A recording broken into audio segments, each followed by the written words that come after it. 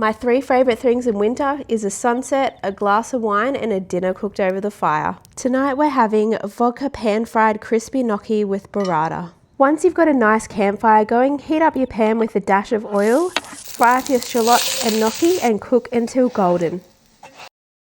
Set that aside and cook off your chicken, add your garlic, and while that's cooking, pour yourself a nice glass of red wine.